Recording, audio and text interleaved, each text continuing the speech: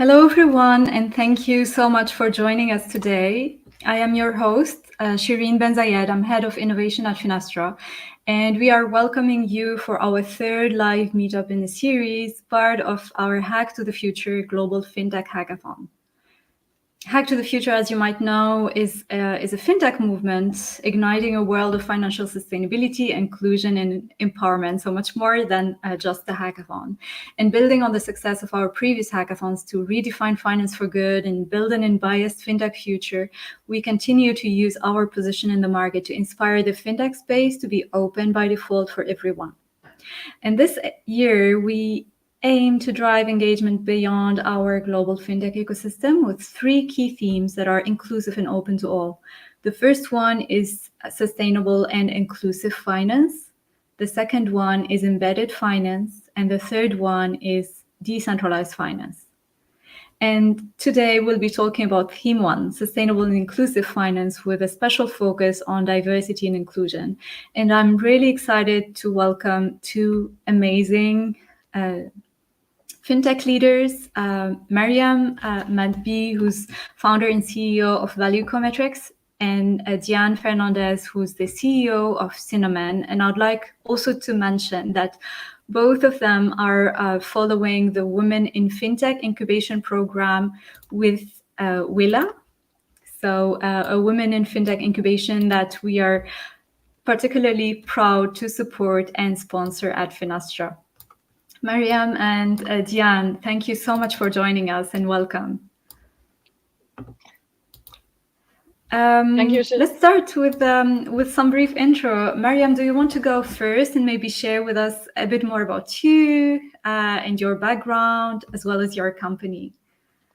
Sure. Hi, everyone. Thank you, Shireen, for hosting us today. I mean, it's a pleasure to be here and to share about women experiences in the sense. So my name is Maryam. I'm an engineer by background. I did applied master finance and worked in the financial markets for about 13 years, doing different things from structuring to sales. And now I'm operating in the ESG space. For those who don't know what ESG is, it's environment, society, and governance. And what we try to do with Valuecometrics, we try to capture the opinion of investors on the sustainability and the ESG of a company. So we provide analytics to corporates, telling them, look, this is how investors they perceive you on the market today. So you need to move forward with your corporate and social responsibility strategies. And on the other side, we provide analytics as well to investors themselves, helping them to benchmark their ESG strategy and to enhance their scoring models. We're using also the data that we're collecting to drive to conduct research internally, but also with partners at different academics. Thank you so much.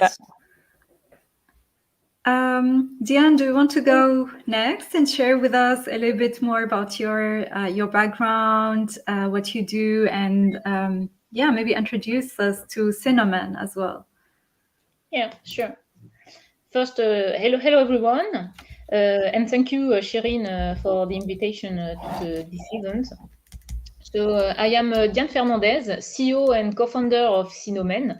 Synomen is a French insurtech that delivers services to crop insurance companies and brokers.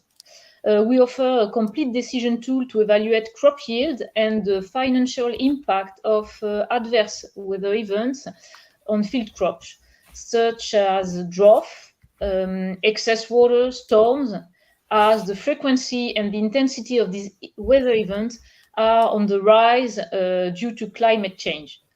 Consequently, crop insurance actors need new tools to face climate change pressure and enable farmers to build better resilience to climate risk. Yeah, thank you so much. About my background, I am a PhD. Okay. No, sorry, please go ahead. Sorry for interrupting you, Diane. Okay. Sorry. So there is a difference when transmission. Okay. So about my background, I am a PhD in spatial physics, and I worked on various satellites during my thesis. After that, I worked as project manager in numerical technologies for agriculture. So I really have a technological background, and in my opinion, the potential of numerical technologies for agriculture is exploited today. And this is the reason why I co-founded Synomen. Thank you so much, actually, Diane. So it's very interesting as you've been telling us a bit more about your background and how you've been working on satellites and very tech-heavy focus here. What brought you to fintech? How did you, or to insurtech actually? How did you come up to, actually build something specifically for the insurance industry? Yeah. The first, of course,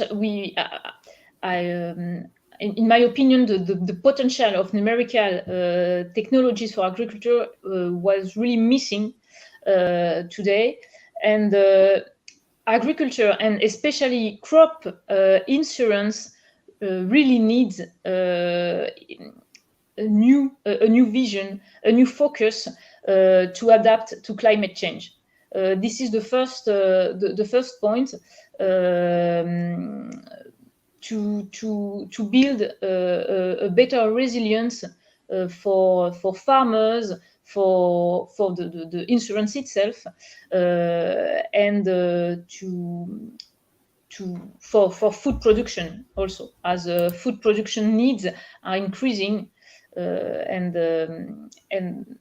that's an important point.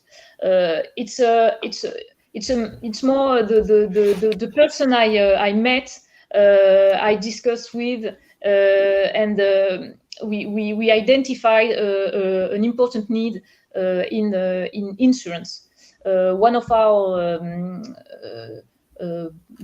team member, one of our partners, is worked during several years in insurance, so he has an important focus on the insurance sector, and myself and my co-founder have a more technological focus.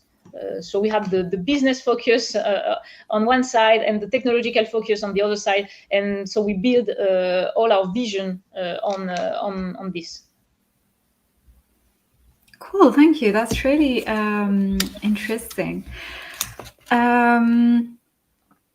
Mariam, do you want to to share with us as well your journey? How did you get to meet maybe your co-founders and get to create your company? Sure.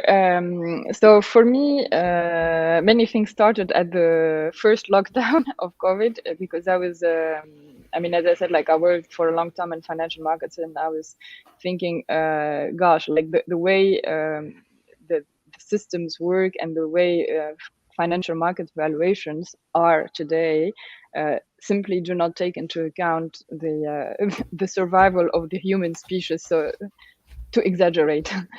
So I was thinking, how can we integrate more human capital, social capital, and natural capital in valuations, but really in a very explicit way? Because what happens today is that, yes, like buy and sell and the market dynamics take into account of ESG, of course, like when you know that there are so many billions in ESG trackers today, for sure. But then it's as if you have, you know, like a top-down approach, but not the bottom-up approach. And so how can we simply build new models for performance?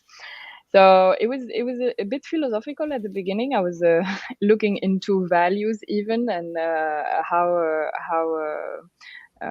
as a human society, we can evolve towards a more values-aligned society, kind of. And I even went for a training at the Barrett Value Center and got certified there. But then in the end, I got back to ESG because it was, I mean, there is already some data and metrics. And I did deep research there on the issues that we had, like both at the first, the data, the quality of the data. I mean, corporates today are struggling to collect the data.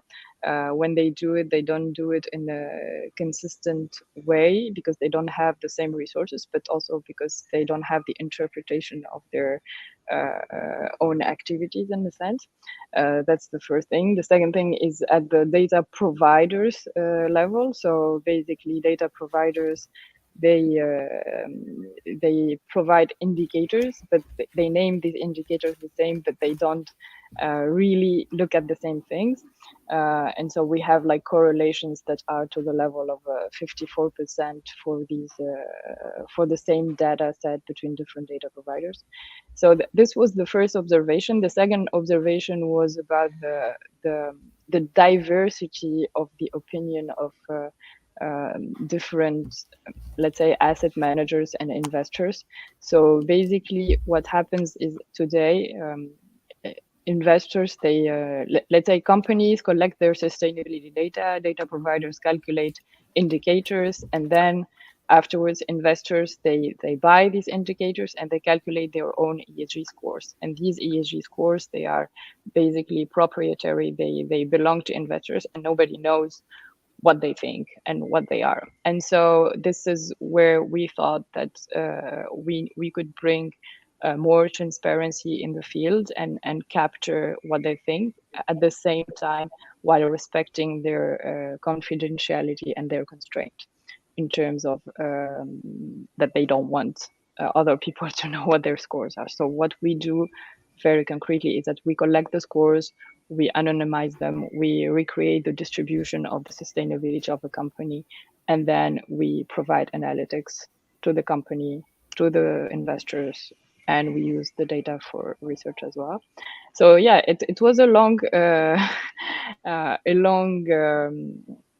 path, and it's not finished because our long-term vision is addresses more the, let's say, the quality of the data, and what we want to build in the longer term is actually a decentralized collaborative intelligence on a blockchain. So basically now what we're doing is that we are federating the whole ESG ecosystem, and in the future, maybe it's going to be in 5 years or in 10 years, we don't know, let's see.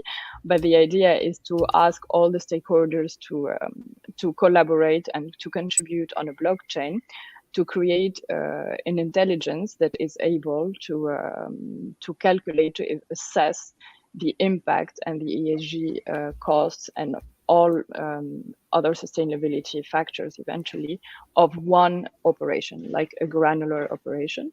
And the idea later on is to plug this intelligence on a CBDC, so a digital sovereign money. Because what we believe is that that would be the best way to first solve the collection problem. So you're solving a pain point for companies to collect their data. They don't need to collect the data, they just need to focus on their business, and their sustainability data is collected automatically. You're reducing obviously audit costs for them. And you're also providing dynamic data. And this is very important because today the ESG data that we get has actually 6 months delay compared to 6 months to 1 year delay actually compared to financial accounts. And basically when we look at the data, we're not looking at what's happening now, we're looking at what happened a year and a half ago sometimes. And financial markets, the way financial markets work actually is that a market price is a discount of a forward price. So normally, in order to have a market price, we need to be able to make prediction of what's coming next. And how can you know what's coming next when what you're measuring is what happened a year and a half ago, and that things change so fast? So the idea of plugging this on a digital money is actually to have dynamic data and to have a new market parameter that will allow to create a new, like a CDC equivalent that will be focused on ESG, and to change, to be able to create new models of performance. Yeah. So ambitious long-term vision.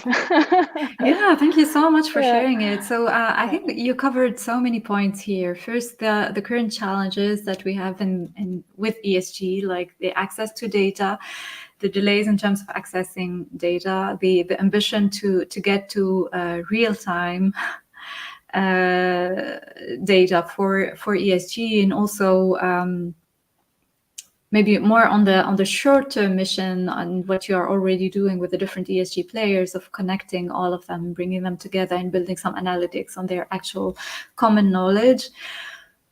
And future really ambitious plan to take all of that into maybe a decentralized platform where you'd be able to have a decentralized knowledge of ESG information or decentralized intelligence around ESG data. Would definitely love to hear more on how would that connect to the CBDCs, but I don't know if that's something that you'd like to share with us at this stage, or if that would be some future work on that. I mean, at this stage, it's actually research work, because there have been already some initiatives like related to blockchain at an institutional level, so to say. So there is a project Helvetia and Jura between Banque de France and the Swiss bank. So now we know that there are blockchains that work between countries and between different banks, let's say. But the idea is, first, can we extend that to corporates in the first place? Second, can we plug, let's say, a smart contract with this decentralized intelligence? So that's the first thing. And I think technically it's possible, but it's a matter of adoption. So it will take time. Yeah, thank you. It's really exciting, actually. It's definitely something where we'd like you, Mariam, to keep us updated on what's happening here. What are the next steps of your plan? So yeah, it's a really interesting discussion that we're having today as well, because the initial topic is women in the fintech space, and we will end up really focusing in sustainable and inclusive finance. We have two amazing examples with Valuecometrics, focus on ESG and data, and with you, Diane, and with Synomen, which is looking more into maybe climate risk and how to help farmers and the agricultural players in this space.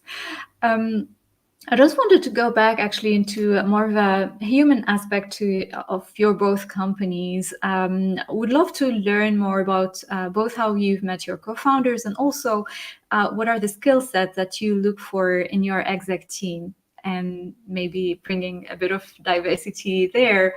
How do you manage actually to make sure that the very first team that you're building for your fintech is diverse and building the right culture? And starting with you, Diane, for this one. Okay, so our executive team is now composed of 3 members.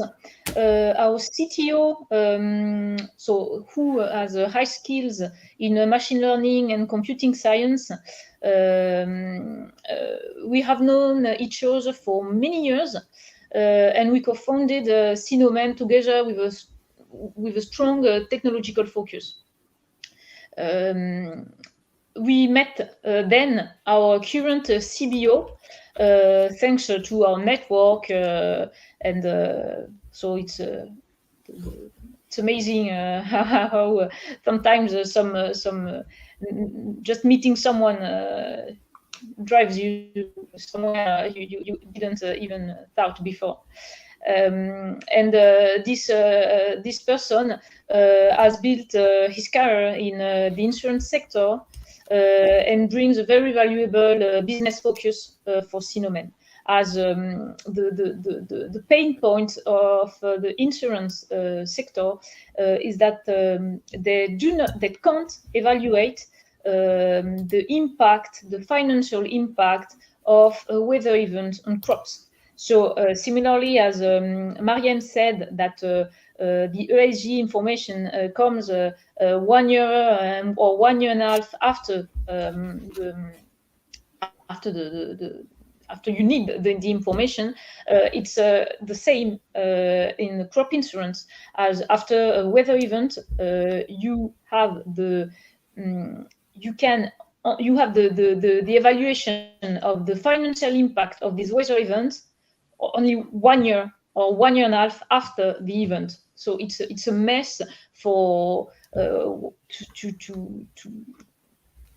to face the event and to be really resilient.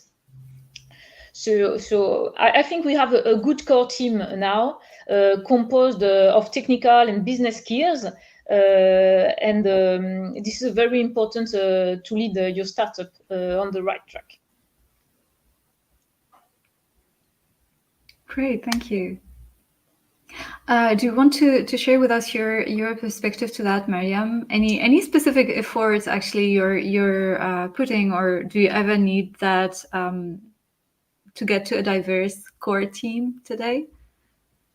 Yeah, actually, so we in my team we're just 2 co-founders, and it's very interesting because so my co-founder Mathieu, he's just out of school, and well, I have like 13 years of experience, so we're still in the same generation, maybe, I don't know, but yeah, like it's quite interesting on that aspect. It's already like quite diverse. And so we met. We met on LinkedIn. I mean, through a person. I know one person that I on LinkedIn. I was looking for a data scientist, and then she introduced me to him, and this is how we met. And so it's really we had like a good fit. So he's very analytical and a smart guy, and he's like the data guy, and I'm doing more like the vision and all that. So we're, in a sense, it's important, I think, to be complementary, and for me, building a diverse team is a matter of also having different energies in the group, and this is also what I have been looking for in my advisory board. So I have people who are retired but very active. I have people who are super active, super in the fintech industry, etc., but others who are a little bit like far away, more in NGOs. So I think it's really important to bring different people to the table, because it gives you a little bit more of a 360 degrees view. And it's always interesting to have different ideas. Then when it comes to, let's say, a gender diversity kind of thing, I mean, I don't exactly, I have a tendency, or at least like I prefer to see people as energies. and so for me, there are what I pay attention to is that in a group that there is a balance between like male and female energy, between, you know, like more alpha dominant and like a little bit passionate and more smooth and calm. So like the yin and the yang kind of thing. I mean, it's not a yoga class here, but yeah, I think it's important to also to understand that within one person there are different types of energies, and it's not about whether it's a man or a woman, but whether these energies balances in the group. Yeah, thank you so much. I think it's a very interesting perspective, actually. And you touched on many points here, both gender energies, and as well everything around age, which is as important, having different backgrounds. Maybe also even more important for for you, Diane, and for Synomen, given like the focus that you have with Synomen, and you need different expertise there from both fintech or insurtech perspective, the technology bit, the agricultural knowledge, so and climate risk knowledge as well. So definitely, you're both focusing on topics where you need diverse set of skill sets and experiences and knowledge. Are there any practical tips that you'd like to share with the audience here? If we have any startup founders, or like how to best build their network in a diverse way and connect with people who would be supporting them, whether joining their team or joining them as an advisor, or any practical tips there that you'd like to share? Yeah. Regarding meeting people, I think we must keep in mind that we are always working with human beings, and everyone has a different. It can be your team, your employees, or your client, or your partners. But we are all every day working with very different people, and they have different interests, different perspectives. And you have always to work on your capacity of your emotional intelligence to drive your relations with people, and to increase your network. Yeah, it's not always easy, but I think, as Mariam said, that it's a point of energy. Of perception of people, but always keep in mind that they are human beings, and not just a client, not just an employee, but there are emotions, there are feelings, and it's important to make this, to always keep this in mind when you discuss, when you talk with them. Yeah, thank you. That's a very good tip to keep in mind. So keeping focus on the human aspect of people we engage with. Don't just see the possible customer, but really build those relationships, because you never know how you end up collaborating or interacting with those people in the future. So yeah, thank you. Anything to add to that, Mariam? Anything you'd like to share as well? Yeah, I mean, I believe most people are good people, So I really think, like, don't be afraid to take risks on people, and mostly like be yourself. Because if you're not yourself, you might think there is a fit, but there's no fit. So it's really important to just be yourself, and be the most direct you can. Also, when it comes to to really engaging with partners, and like embarking new people in your adventure. And I would say, like, look at how people are passionate. Like, this is very important to keep the energy of the team. Yeah. Thank you. So don't be afraid to take risks on people. I really love that.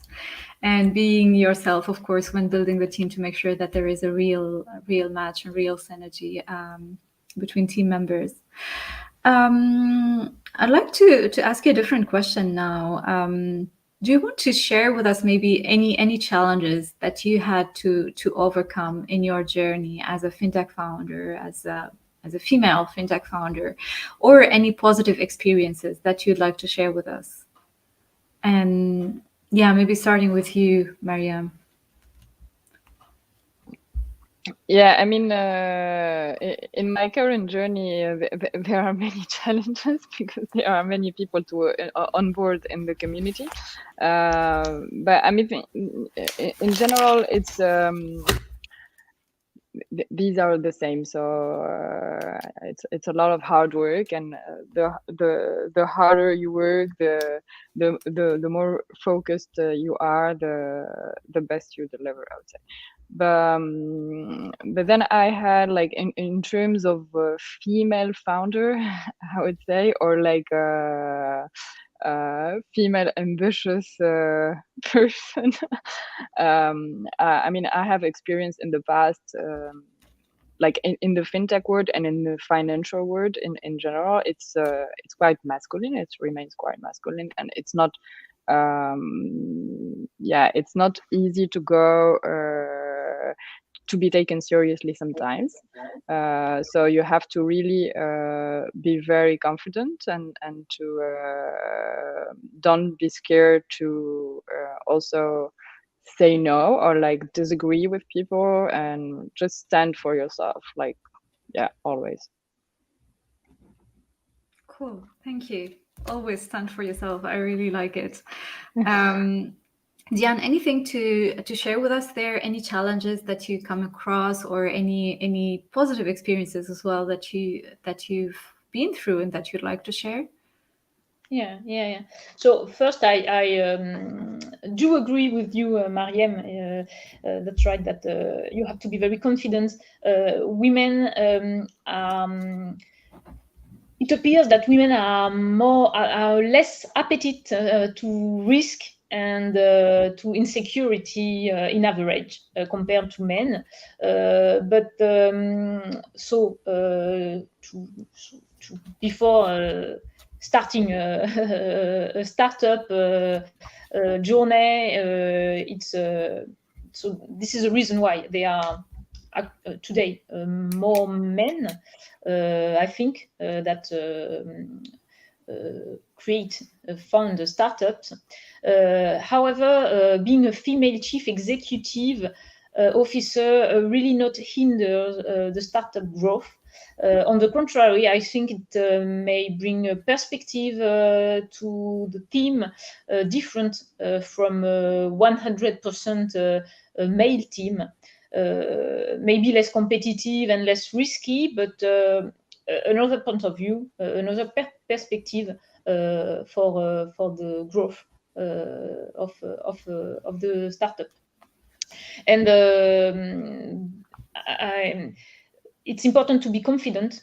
Yeah, it's important to say no, to have a posture, a strong posture. But the real challenge is to overcome your own worries, and it's mainly all about mindset and attitude to be a CEO. Yeah, thanks a lot for sharing, Diane. You know, it's we've been running this series of Women in Fintech for a while now, and that's definitely a point that keeps coming up. What one of the Fintech founders once shared with us is something like, I've been a challenge to myself.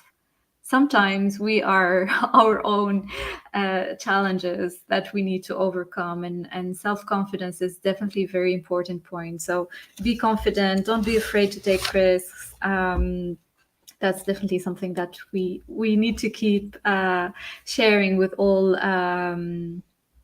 women in the fintech space, I'd say. Any continuing on those positive, negative experiences, any times where something went wrong and you learned from it, any tips, additional tips, and you've been sharing a lot of them already. Anything else to add on that? Well, they are on the startup journey. They are always a tough time. Like I think any startup will say this, and I think the most difficult period is at the very beginning of the startup, when you start from a white page with a limited amount of cash, a limited network, and everything must be done from scratch with little of everything. So it's difficult. right. It's really difficult.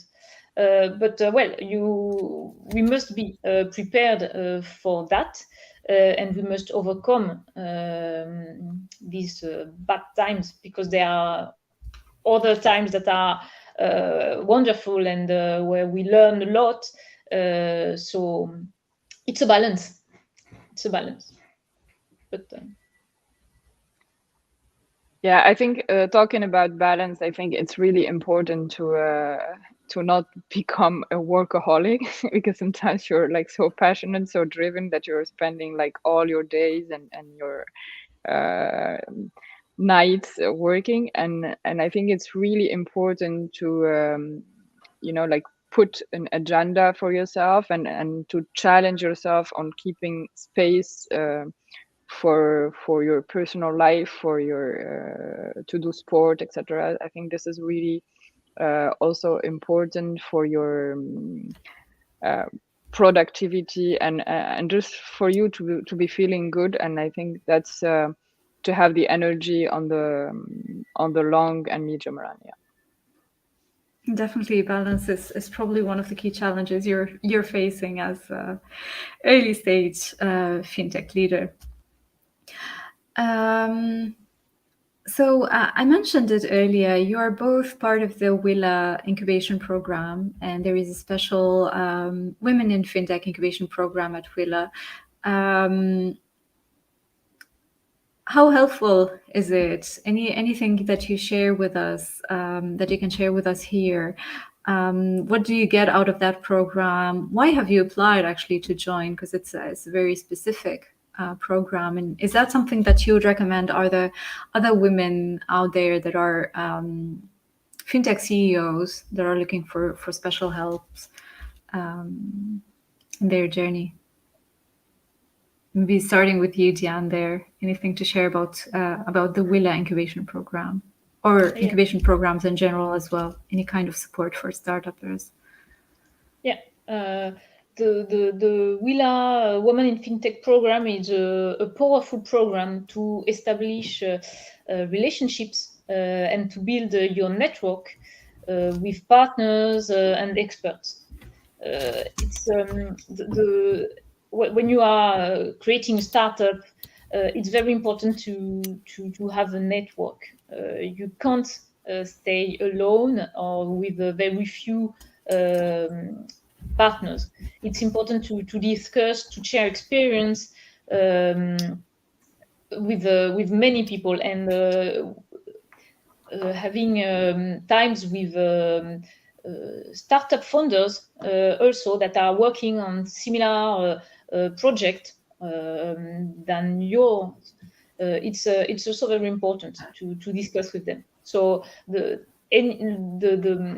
programs, the support program for startup, I really encourage you to participate, to candidate to such program, because it's really powerful for the growth of the startup in terms of relationships, partners, and everything. Cool, thank you. Anything specific to add to that, Mariam? Yeah, so I mean, as Diane said, but as you mentioned yourself, there are many programs out there today. So it's really important to choose which program fits you the best as a person, but also fits your business the best. And for me, like I chose WILLA and the FinTech program because, yeah, I'm operating in this space, but also because I find it really interesting that it's a really a program that is close to you, so you see the people also like in person. You have sessions on a regular basis. It's a program where you feel that you are engaged in a sense, and so it's not just that you go and you sit at a desk and that's such, you know. So they are really there's mentorship, there are trainings, you get to talk to people, you get to talk to founders and to women founders who are sometimes in similar situations as you, and this has a lot of value to me.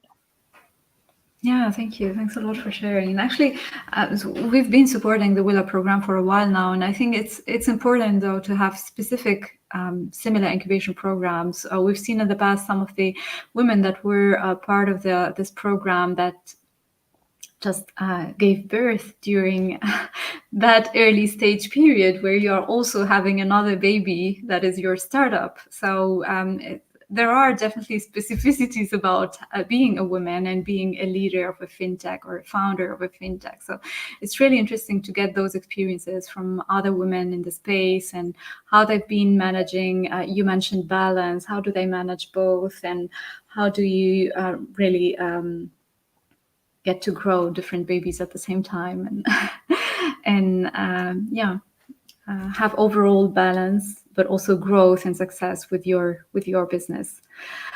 One last question, actually, that I wanted to share with both of you is what's next for you? What's next on the horizon for you, and of course for your companies, for Synomen and for Valuecometrics. Maybe starting with you, Diane. Okay, so today we are strengthening our technology team and our team in general to generalize and validate our services worldwide. First, we are expanding to the US, so this is our international target now, So we are looking for curious and skilled brains in numerical technology to join our team. So we'll post some job offers soon. So do not hesitate to have a look. And that's it. And we are also working on our partnering with international actors. Cool. Thank you so much for sharing. So hiring, expanding to the US, I guess you've been focusing in France and other countries in Europe so far. So double call to action here. Anyone interested in joining Synomen? I'm sure this would be an amazing journey, learning lots of things, both in the insurtech, technology and data science space, and also a call for partners. So I think that's also something that we can take internally at Finastra, and that's something we'll be discussing with you, Diane. Sure. So really exciting. Yeah, and by the way, we'll be sharing on the chat of the session here on LinkedIn, as well as we get from you, Diane, any job offering that you have, so we can share with the community. What about you, Mariam? What's next? Yeah, so quite a lot on the table. So we're also looking to recruit. We're gonna have probably like a seed round by the summer, and we're also starting new partnerships with on the research side with some major universities in the US and some institutions here in France as well. Cool, thank you. So that's another interesting call to action for partners, institutional investors from France, Europe. You're expanding to the US as well. So that's also to anyone watching us here, as well as academic partners. That's interesting. So that's part of all the research work that you do on ESG and analytics. So an open call to action to anyone interested in the in that research work or that would like to contribute, as well as hiring coming up and an investment round. So anyone interested, please reach out to Mariam. With that, I would like to thank you both so much for your time, for joining us today, for a very insightful conversation. I really enjoyed our conversation today. I need to say this is just the start. Anyone interested to continue the conversation, please feel free to reach out to Mariam, Diane, or myself. Would be happy to connect and have a chat. And to everyone watching us as well, please join our next session. So tomorrow we'll be talking about the UN Sustainable Development Goals. We'll have an intro to that big topic. And on Thursday, we'll be having another intro to banking as a service and embedded finance. And of course, let me share with you the link here. If you'd like to learn more about our Hack to the Future, you can find all of the information and the upcoming events under finastra.com/hack-to-the-future. So again, thanks a lot, Diane. Thanks a lot, Mariam. Really excited for this session, the conversation that we have. Thank you very much, everybody, for joining us today, and see you all soon. Yeah, thank you, Shireen. Have a great day, everyone. Thank you very much. Thank you all. Bye.